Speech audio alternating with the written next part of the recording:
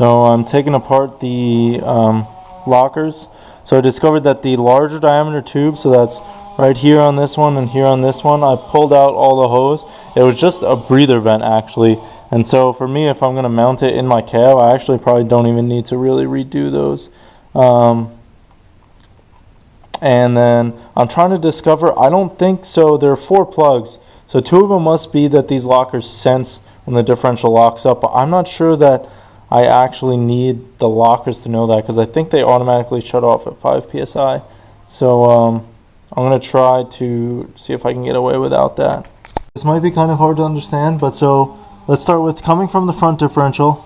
I had this comes straight from the front differential. So this is the pump hose, and this is the pump, the, let's say, plug I labeled number 3. And so it matches up with this 3, which just goes right back to the ECU. So the pumps definitely don't themselves sense when the locker's actuated. Only the car's computer does. So I don't really need to reuse those, because I'm going to run it off my own dashboard and not actually run it to the ECU. And then number 2, which I have here, also went, I already pulled it out, but the rear locker's pump and hose and plug came to right here. So 2 and 3 that I've labeled I don't use. 1 and 4 come from basically the ECU / the switch inside the dash. When you hit it, it's going to lock both of those. These will go to the actual pumps, and this plug right here actually just was the transfer case speed sensor. So if that makes sense. So then I just gotta determine which pump is actually the front locker and which is the rear. And to do that, I can probably look back in my video, but looking at the length of the hose, so I'm pretty sure. So this pump was mounted like this in the transfer case. I'll flip it over so you can see. You can tell the difference because here, let me hold it with my foot. This bracket's lower than this bracket. So towards the high bracket, this should be the rear pump, and this should be the front pump. So I'm just gonna wire my own switches to the plug. So like obviously this plug right here will be for the rear pump, and I'm gonna wire a switch directly to that. I'll cut off the other end of the plug, plug it in, solder some wires, run it to my own switch, and then this is the rear pump and this is the front pump. I'll do the same thing. I'll have my own switch for the front pump, get the plug it in, solder wires, run it to the dash. And then as far as telling when it's actuated, so those plugs are on the differentials already. So here's one right here. So what I'm going to do is get the other end of this plug, which is should be hanging like where the old differential was. I have mine, oh man, here it is.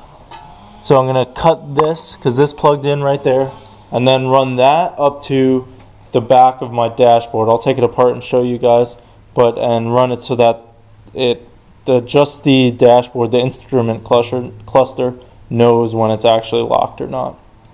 So I took my seat out, so this will be easier. This is where I'm going to mount the locker pump. So I'm going to drill holes here and here. It actually fits nicely with the weird bracket that it has. I'm going to need to ground both of the black wires that come from these plugs. I might run it under the dash where I'm going to do a bunch of grounds. I'm going to install the 2 switches right here. Right on that piece, I'm going to drill 2 holes. I'm going to run power to both of those. And then the other power is going to come to each of these red wires. And then I'm going to have to take apart the dash and get to the locker lights, take that apart and run wires from there to the plugs that are actually at the differentials. Yeah. I'm going to take apart the dash. First, there's this tray up top that you just pry open. It's just held in by clips. Then there's the kick panel here, which has 2 Phillips heads, which I already took out, and then this exposes 2 more Phillips heads that I think you need to take out. So definitely this one, and maybe we'll need these. And then there are 3 more, probably hard to see, in the back that we need to get out. And then we're gonna pop this. I got those bolts. I actually only took out this bracket piece. I had to use this kind of an angled thing to get at them, unless you have a really tiny screwdriver. It's a Phillips head P1, but it's a pain. But now it looks like I'm finally have access to 1, 2, 3, 4 bolts that will actually take the cluster out, and that should be it. Once you do undo those 4 screws, they're just 2 plugs that pop out, and then we've got this whole thing out. Okay, so I'm starting to wire up the sensors that will activate the instrument cluster. So you have this black one, it's pins 10 and 16. See, they're kind of spaced apart, and I'm using 12 gauge wire and I siliconed them in. And then the white plug, it's gauges pins 6 and 7. They're right next to each other in this corner, and I siliconed those.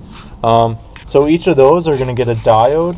Note that like the band on the diode, so current flows from no band to band, so we want the bands to point towards the differentials. So each of those wires are going to get a diode each, then they're going to join, and then they're going a single wire to, like, let's say the switch. So like right here, this is my switch that comes from the rear differential. So like these will go to a wire that will eventually go to this hot wire right here, and then the black wire come from the differential will be the ground, and we'll run that up probably to somewhere under the dash. Haven't figured out where yet. I forgot to mention the white one is the rear and the black one is the front locker. Okay, so we're connecting all of the black wires, so basically all the grounds, to an 18 gauge that I'm just going to run to the battery to ground it. So I'm just soldering them all together. So the 2 locker pump grounds and then the 2 differential grounds that are the sensors. And then to run it through, I just drilled a hole right there kind of by the gas pedal and ran it through right there.